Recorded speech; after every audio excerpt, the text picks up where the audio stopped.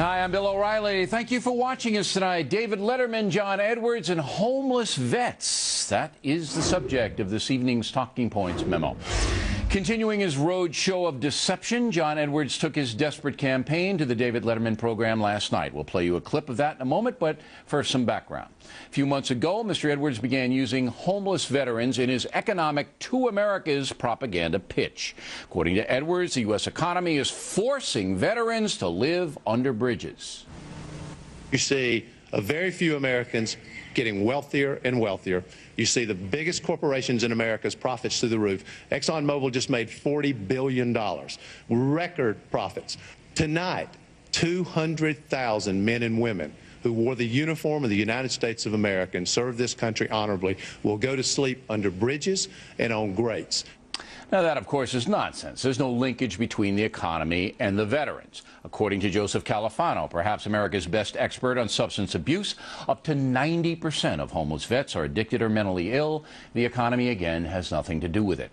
This year, the government will spend about $37 billion on health care for vets, a record amount. The VA's homeless programs constitute the largest homeless relief effort in the country. Every night, as many as 150,000 beds are available. John Edwards should know that, but I believe he doesn't really care. Here's what he said on Letterman last night.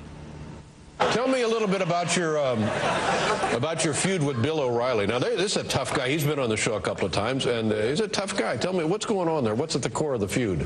Well, the core of the feud is I've been talking about homeless veterans and the fact that we have a couple of 100,000 homeless veterans who have no place to sleep at night. They're either in embarrassing, isn't it? It's horribly embarrassing. It's incredibly embarrassing for America. Huge moral issue facing the country. And he kind of went on his show and said that I was exaggerating, making it up, and I think he got a lot of correspondence, and a lot of homeless veterans have been calling in. Well, you know what I've noticed about Bill O'Reilly, and he's a marvelous communicator, but he doesn't really care much about telling the truth. Yeah, I've noticed the same thing. As Laura Ingram might say, tedious. Edwards and Letterman could not care less about the truth unless it fits into their far-left vision of the world. Using homeless veterans to make a dishonest political point is wrong. That's one of the reasons Edwards is going nowhere in his campaign. The man simply cannot be trusted. If Edwards is at all concerned about the veterans or the truth, all he has to do is call the VA. Here's what homeless vet boss Peter Doherty said today on The Radio Factor. In most places, if you're a homeless veteran and you're in contact with us, we will help you find a place to stay, both in an emergency, sort of to get you off the street if you need to be off the street, but more importantly for us, into a program that is designed to address the underlying health needs that you have to get you out of homelessness. Now, Talking Points believes troubled vets should get all the help we can provide, but using these people for political gain is unacceptable. The spin stops here. Edwards and Letterman don't know what they're talking about, and Edwards should have no place in an honest election.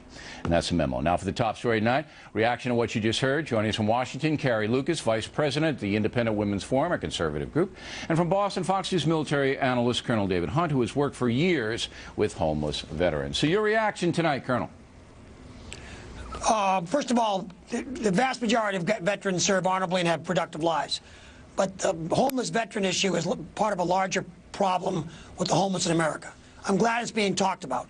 There's not enough being done. If there's one veteran, one guy or woman who served is under a bridge, that's wrong. And the Veterans Administration, and we're not doing enough for them. Nobody is. But the homeless is a very serious problem. And the homeless veterans, it just makes it more criminal. All right, but look, that's in theory fine. But you know there's a difference between theory and reality.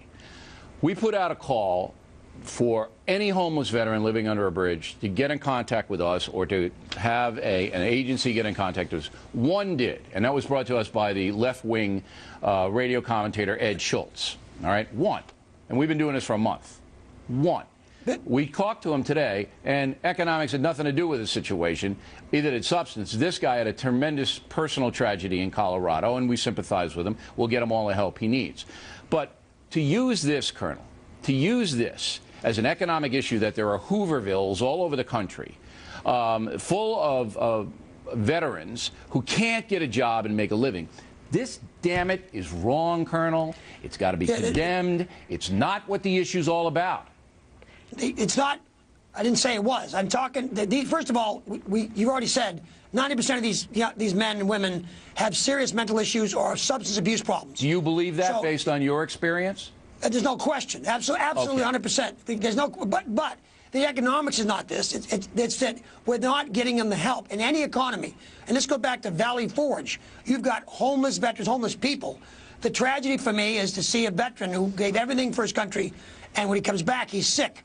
And he's not going to call the Veterans Administration for help. If you have 150,000 beds, which they have a night, that's enough to take care of the homeless veteran population. If you have $37 billion for homeless veteran problems, I don't know whether that's enough or not. If it isn't, we need more. But that's not, Bill. That's not right. The $37 billion is not for homeless veterans. It's for Veterans Affairs for medical. That's not dedicated to homeless veterans. No, that's right. It's across the board, but it's still an enormous amount of money. If it's not enough, we should have more. But we can do that. 150,000. I don't know where the 150,000 beds are. I've never seen a homeless veteran shelter run by the VA. I have seen and worked in and do now in homeless private shelters. According to the information we have, the government's information is that they have 150,000 beds every night. All right, how do you see this? I'm sure they do. I don't know where they are. I think if I can jump in, I really think what the larger issue here is what is the proper role of government? Everyone can agree that it's an absolute tragedy for any person who has served America by serving in a military role should not end up being homeless. But the question is who is best able to deal with the problem of homelessness in America? And I think we should really pause before thinking that the federal government is best suited to address this problem. When you think about some of the substance abuse and these issues that accompany homelessness, it's a local issue. The localities are going to be best suited to decide and to figure out what it is that local economies won't do anything. Yeah, but I agree with the Colonel. Local economies. We're talking also about private charities. Private charities address the root causes. Whoa. All right? Whoa. That's not what we're here to talk about tonight, okay? Local, I don't believe, can handle it. It's a national issue. These people signed up for the national to serve our country. They should handle it. It's not what we're talking about. We're talking about a cynical politician, and you're both dodging this question. You don't want to bash Edwards, don't bash him. Talking about a cynical politician and a dishonest talk show host teaming up. I'm telling the truth here, Colonel. You know me. And I am telling the truth. I'm not suggesting you're not. Absolutely the truth. This guy's exploiting homeless veterans. That's what he's doing. I'm teed off about it. You don't look too teed off, Colonel. And I'm teed off. There are homeless veterans, my friend, and that's a tragedy. I don't like anybody using it. Anybody. All right, let's go, man. Wait a minute, Miss Lucas. I have to go man to man with the Colonel here. It's my pal. You're going to force these people into rehab, Colonel? You're going to take them by the scruff of their neck? You're going to drag them into rehab? I'm going to give them a hell of a lot more than they're getting now. Okay. They're getting a hell of a lot more than they're getting now. If they don't want to be rehabbed, and many of them don't, then what are you going to do? Mentally disabled, and they have substance abuse. They got problems all over the place. And we owe them every chance, and we're not doing it. It's not a matter of owing anybody anything. There's billions of dollars. It is a matter of owing them everything. We owe them everything, and we're not giving it to them. Here's what it's a matter of. You, Colonel, are going to have to drag those people, drag them. I'm going to do against their will, into a rehab facility. No, are you willing to do that? I'm going to go on. No, not at all. Not going to do that. There are definite ways, and there have been success. Right now, they're private. But you can't abandon. Nobody wants to count these issues. But there are absolute ways. Right now, they're all private and disorganized.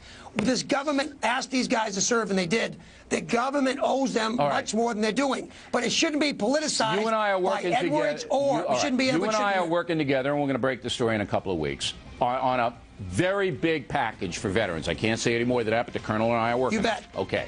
But Colonel, you got to tell the truth about this. This problem is a very acute problem. It's not economic. But I agree, it's not economic. It's an individual problem, Colonel. It's an individual addiction or mental illness. And in order to solve that problem, if the person doesn't want to be cured, you have to force him. And nobody's willing to do that in this country. I think we ought to try. We got to do something for him. We got to do something. Ms. Lucas, I'm sorry I couldn't give you much more airtime, but the Colonel and I had to slug that one out. And the dishonesty of all this is staggering, and that really bothers me. And that's all I'm going to say about it. I agree with you on that part. We agree on that part.